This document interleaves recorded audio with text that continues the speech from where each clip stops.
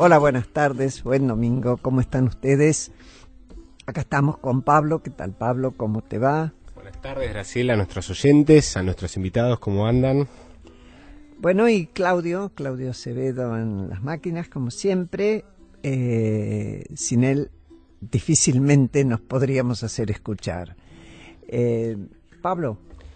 Vamos, ya saben, como todos los domingos, se pueden comunicar a nuestra cuenta de Twitter, @porqueradio, o a nuestro mail, porqueprograma, @gmail.com. Bueno, esta vuelta nos vamos a preguntar por qué nos preocupamos por las elecciones en Brasil.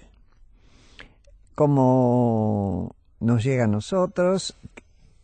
Nadie ignora en este momento en la Argentina nuestra relación estrechísima, nuestra dependencia económica con ese país que en sí mismo tiene dimensiones geográficas y de población de un continente y que hubiera parecido destinado a ser la locomotora de nuestro continente, y esta locomotora ahora aparentemente va a ser conducida por alguien que nos produce, a mí por lo menos, algún estremecimiento.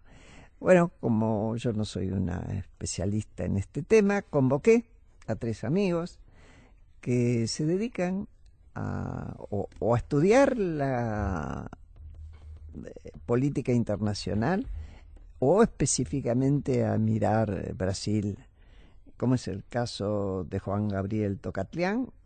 Juan Gabriel es sociólogo, egresado de la Universidad de Buenos Aires, tiene un doctorado en Relaciones Internacionales en la Johns Hopkins University School y es profesor de Relaciones Internacionales en la Universidad de Itela. También está Vicente Palermo, es sociólogo, egresado de la Universidad de Buenos Aires, doctor en Ciencias Políticas de la Universidad Complutense de Madrid, investigador del CONICET. Y él es un estudioso del sistema político y social de Brasil. Pablo Stefanoni, ustedes incluso seguramente lo han escuchado en esta radio en otros programas. Pablo es historiador, egresado de la Universidad de Buenos Aires, periodista también, columnista de política internacional en Esta Mañana, en Radio Ciudad, y jefe de redacción de la revista Nueva Sociedad. También colabora en el diario La Nación y en la revista Anfibia, y en el diario La Nación o Clarín también colaboran Palermo y Tocatlián. Es decir, es gente que es escuchada con atención porque seriamente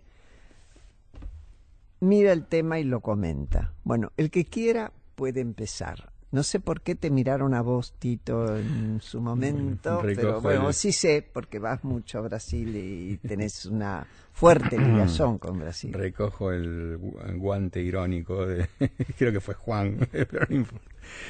No, yo digo... ¿Te quiere, Juan? ¿Te quiere? Sí, de eso no cabe ninguna duda. Yo voy muy brevemente 3 cosas, pero realmente simplemente las etiquetas. La primera, que me parece preocupante y alarmante, porque hay mucho en juego. Brasil no es Guyana, digamos, no es... Bueno, no quiero nombrar otro... Brasil es un país fundamental y lo que está a juego dentro de Brasil es la democracia, no porque se vaya a implantar una dictadura, eso hay que discutirlo, pero las alternativas democráticas que hay en juego son profundamente diferentes entre sí, y es el andamiaje de la estructura democrática la que está en juego. Pero no solo eso, hay valores fundamentales que tienen que ver, por ejemplo, con la identidad política, identidad nacional brasileña, como por ejemplo la miscigenación, ¿no? La mezcla de razas, ese mito que es tan mito como verdadero y que es tan feliz y que se está disgregando, se corre el peligro de disgregarse. O cuestiones de identidad de géneros vinculadas a valores posmaterialistas. Bueno, hay un montón de cosas que realmente están en juego. Entonces, es preocupante por eso. Segundo, Bolsonaro, este señor.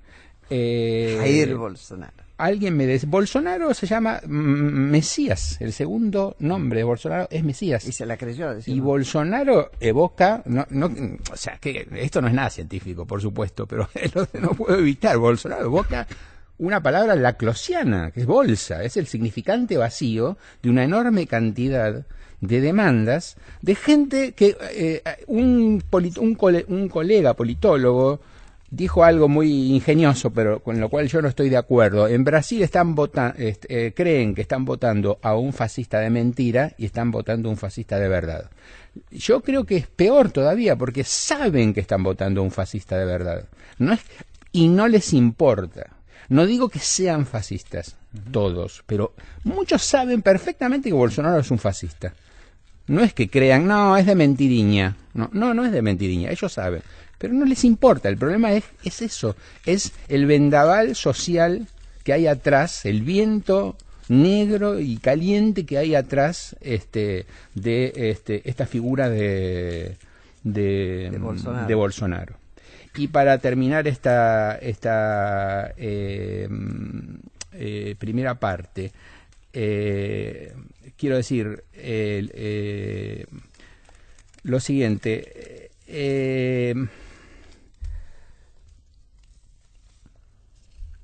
Hay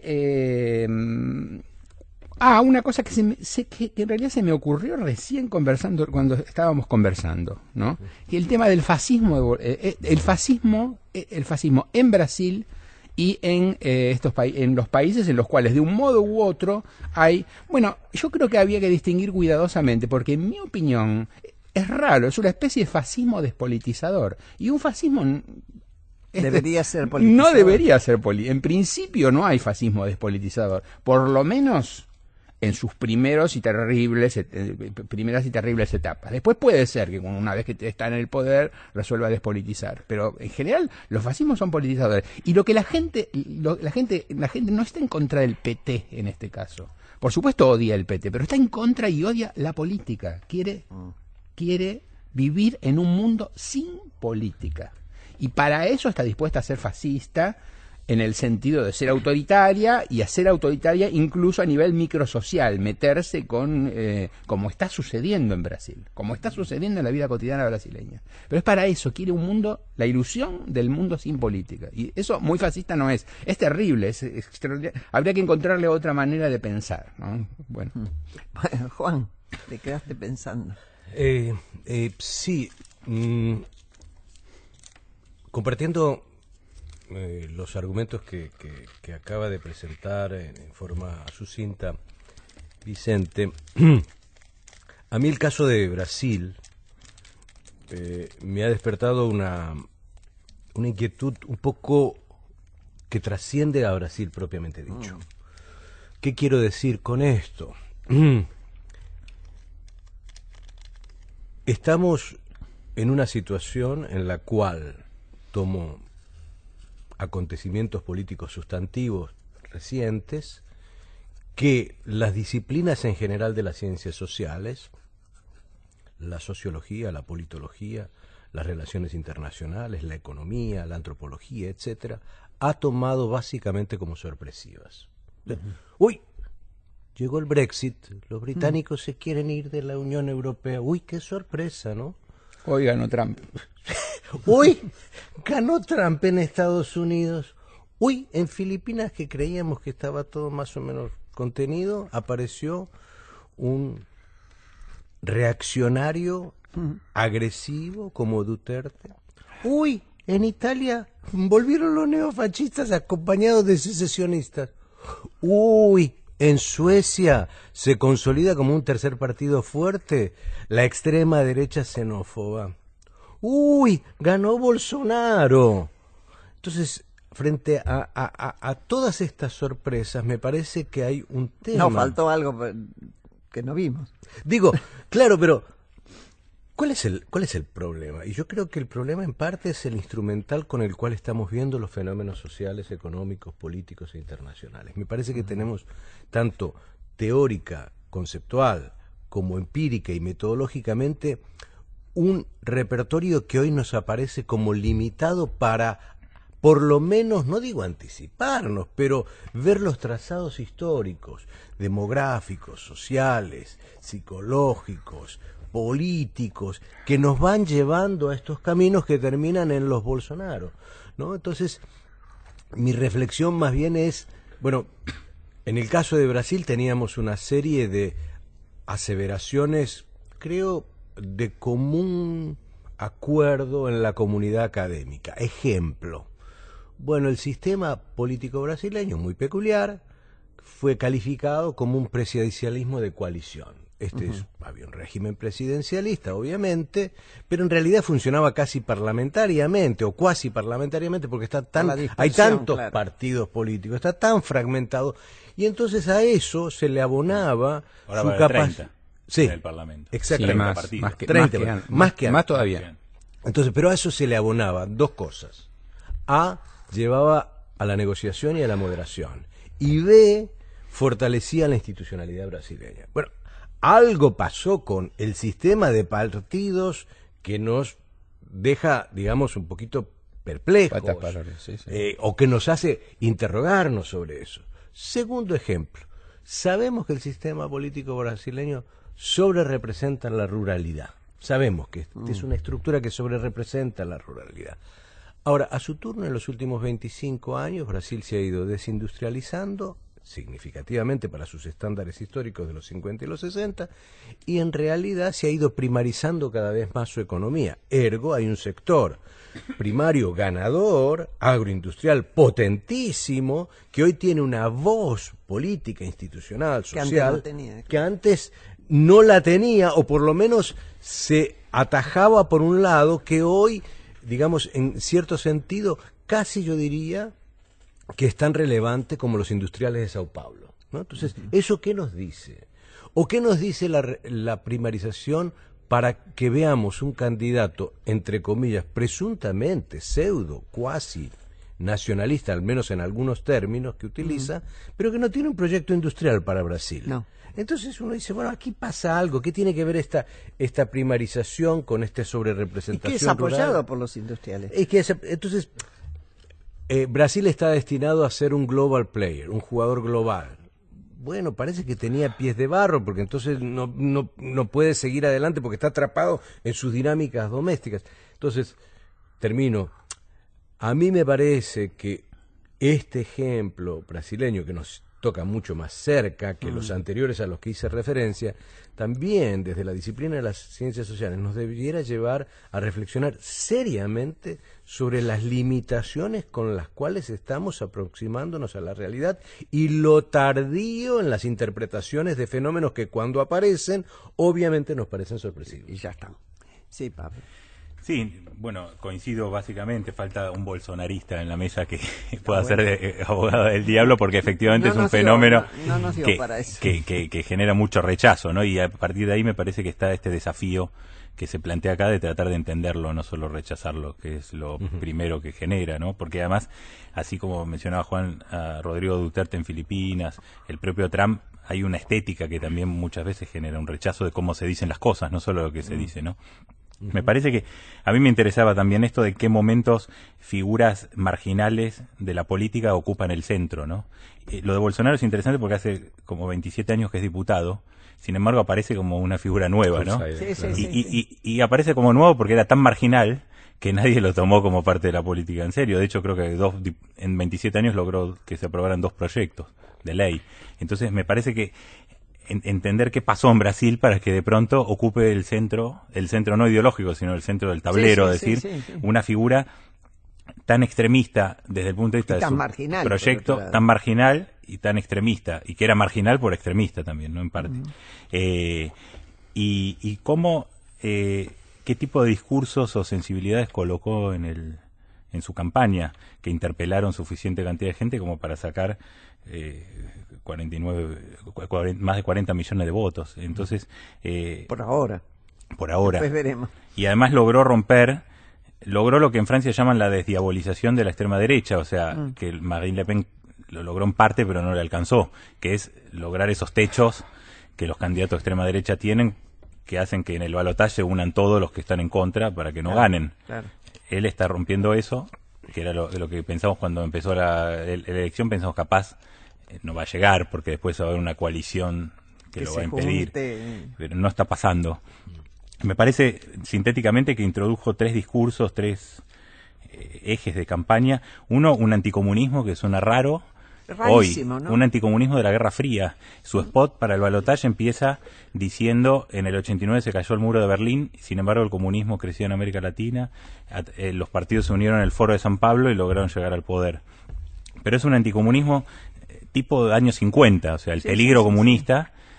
Frente a un gobierno... Como si no hubiera caído el muro. Y como si el PT no hubiera gobernado, porque si el PT fuera nuevo uno podría decir, no, en realidad son unos radicales vestidos de moderados, pero Lula salió del poder como un presidente muy moderado, con 80% de popularidad, con Obama que decía, me gusta este tipo. Él originariamente venía de la izquierda. Exacto. Con lo cual es un anticomunismo muy raro. Y Dilma hizo un gobierno mucho más liberal todavía en su última etapa. Esa es la primera, un anticomunismo como a destiempo, pero muy eficaz. La segunda, una cruzada contra... A ver, eso sería como concentrar el temor en algo. En algo, el comunismo. En este caso, y que explota un poco, claro, el trasfondo es el rechazo al PT de una parte de la población, porque una gran parte lo vota también. El segundo, una cruzada fuertísima, que eso también trasciende a Brasil, contra la llamada ideología de género, o sea, un discurso antiprogresista sobre los temas que pone al feminismo, a los movimientos LGBT, a los movimientos sociales como enemigo.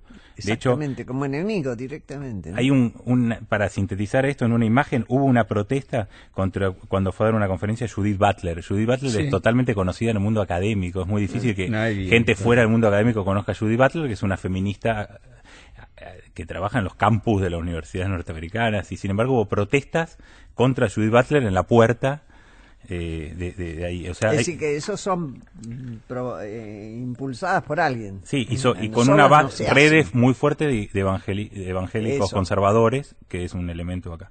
Y la tercera, la exaltación del exterminio. O sea, los candidatos de Bolsonaro tuvieron una estética de las armas, del exterminio de los delincuentes. Hay un candidato que se llama el sargento Faur en Paraná, que aparece con 2 pistolas y en el... la verdad que parece figura de cómic. Parecía, de hecho yo chequeé a ver si era verdad o era una fake news, digamos, porque efectivamente era tan... no sé, tan grosero. Grosero como... Y en Facebook él ponía, para los vagabundos, palo en el lomo y bala en el culo. Así fue su eslogan. Entonces, y con 2 armas, y toda una estética directamente una exaltación del exterminio. O sea, ya no es solo una cuestión de mano dura, sino del exterminio. Y todo eso me parece que configuró una especie de... Hay un artículo de Breno Costa, un periodista, que habla de un conservadorismo desde la sociedad, desde sectores de la sociedad. O sea, yo creo que Bolsonaro no es que instala el fascismo, sino que había una base que... Y ahí coincido con Vicente en el sentido que se sabe también, mucha gente vota a Bolsonaro contra el PT, pero había otros candidatos para votar contra el PT, no era el único. Al comienzo, ahora sí es el único, pero al comienzo había otros. Entonces, por algo eligieron a este, ¿no? Y me parece que sí se sabe, en parte. Ahora sí es verdad que se trivializa y se dice... Muchas entrevistas, la gente que lo vota dice, bueno, en realidad él no es tan homofóbico, no es tan racista, no es tan... Pero... No, se sacó una foto con un homosexual. Claro, sí. Pero me parece que esos 3 discursos constituyen una ola conservadora autoritaria que es muy... para analizar, porque es bastante novedosa en la región en los últimos años. Sí, la pregunta, y sobre todo recorriendo el panorama que pintó al principio Juan, es decir, no solo tomando Brasil, sino el Brexit y todo lo demás, si ante las situaciones de cambio, de aquello que llamamos la 4ª revolución industrial, el temor hace que se retroceda a actitudes terriblemente conservadoras y defensivas, y defensivas ofensivas, ¿no? Si sería una hipótesis, pero bueno, tratando de entender. No, a mí me parece que eso tiene sentido. Es decir, por un lado, para empezar por alguna punta, lo del anticomunismo que Pablo muy bien marca, me resuena como parte de la evocación al régimen militar. Bolsonaro no dice tenemos que volver al régimen militar, pero el eco te lleva al 64. Sí, es decir, el eco de un pasado mítico donde no había política, había orden y no había que otra cosa, amenazas de disgregación, porque ¿qué son las feministas? ¿Qué son los homosexuales? son amenazas de disgregación social. Entonces, salen del control, decís vos. El Estado encima se está entrometiendo, o sea, antes no había y el Estado no se metía. No había esa gente, no estaba y el Estado no se metía. Ahora, no solamente esa gente está y vienen de afuera, traen de afuera para que la infección crezca, sino que además el Estado se mete a través de la legislación a favor de ellos. Vos decís que eso hiere sentimientos. Hiere, muy o sea, yo creo que conservadores. o sea, eso ya me parece que está más cerca de lo que es una reacción populista, en el sentido de, bueno, hay un pasado que se ha disgregado, queremos volver a él, o míticamente. Estábamos más tranquilos. Bien, entonces. claro. Entonces, a mí me parece sumado que a los negros y los negros, racial, aparte, ¿no? sí, me olvido de, o sea, me olvidaba No, que es otro elemento del PP. Los negros no existen, claro. No, o sea, los cupos en las universidades, los cupos en las universidades claro, son muy atacados. Claro, y ¿cómo se constituye, se inventa el negro? Porque es decir, vamos a hacer cupos para personas que se consideren étnicamente o bueno, perfecto, pero otra cosa es, están dando la universidad, entregando la universidad a los negros, como si los negros existieran. Los negros, ya no hay negros en Brasil, no quedan, están todos recontramezclados, hay que ir a buscarlos para encontrarlos. Entonces, bueno, pero ya termino con esto, ahora el voto, es decir, que me parece importante que todo esto explica cosas como, por ejemplo, el hecho del voto a Lula. Lula preso significó una fluctuación de votos a Bolsonaro, el que se benefició de la prisión de Lula con una parte importante de votos. No votó a Lula y bueno, lo votó a Bolsonaro. Entonces eso me parece que es bien contradictorio, sí, Juan. No, quería tomar dos temas que tanto Pablo como ahora Vicente han mencionado, y a la luz de tu pregunta, y más bien como interrogante, no tanto como una aseveración categórica, ¿no? Yo creo que estamos llenos de preguntas. Yo creo que estamos pasando un umbral, no sabría cómo medirlo, del malestar con la democracia liberal al rechazo a la democracia liberal. Y me parece que es un tema, por lo menos a reflexionar, porque estos proyectos que están avanzando en diferentes contextos geopolíticos impugnan los parámetros elementales que concebíamos como pilares de la democracia liberal. Entonces, me pregunto si no estamos pasando con estas votaciones, repito, del malestar al rechazo. Esta es una pregunta.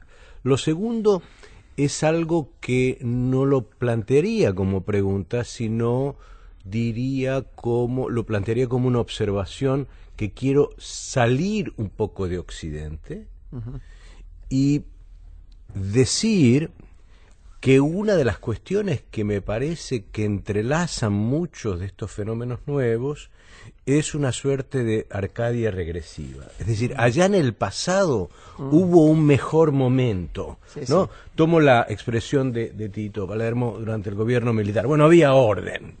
Las cosas, el anticomunismo más bien es la reflexión sobre había orden, nadie pedía derechos, había familia, había tradición, había un montón de cosas.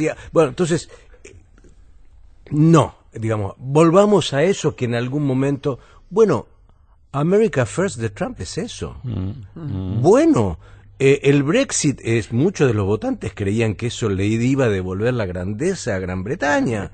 Bueno, Rusia todavía, Putin suena con una Rusia imperial. Bueno, el Estado Islámico quería volver, no ha podido por suerte para la humanidad, volver al califato. Claro. Entonces, digamos, hay una Arcadia regresiva de que allá atrás, en algún momento, hubo algo mejor. Sí. Y entonces, y eso, por otro lado, se sobredimensiona, me parece, y es un activante de aquel voto frustrado, de aquella sociedad fragmentada, de aquella clase media que empieza a sentirse herida o desplazada, de aquellos grupos que odian a las otras razas, etcétera. Y la tercera reflexión me parece que indirectamente apareció acá, y esta es más bien una aseveración provocadora, tiene que ver con el tema de los partidos políticos y el fenómeno de la corrupción en Brasil, ¿no? Y yo tengo la impresión,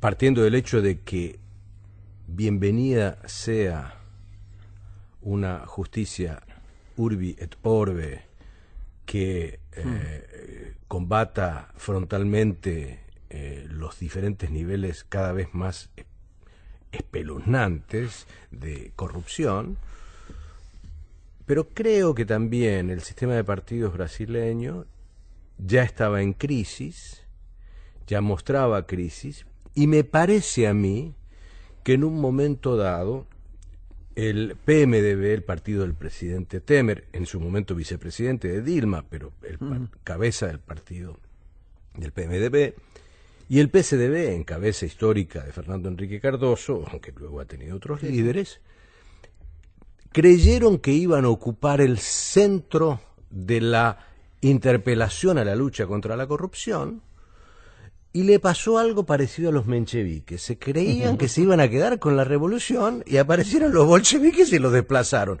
Saltando las diferencias, por supuesto, apareció alguien más a la extrema derecha diciendo, no, a ustedes yo también los impugno. Claro. A ustedes también son parte de esa élite, son parte de esa política, son parte de ese contubernio. Sí. Entonces, me parece que hay una irrupción que sucede en este sentido y que, ¿cómo se demuestra electoralmente? Con el colapso del PSDB y el PMDB. Sí, que colapsan más que el PT, porque se habla mucho de la crisis del PT, pero el PT claro. Salió segundo. Claro. Y va a tener 50 y pico diputados. Los otros están peor. Totalmente. Pero vamos a una tanda y aquí seguimos.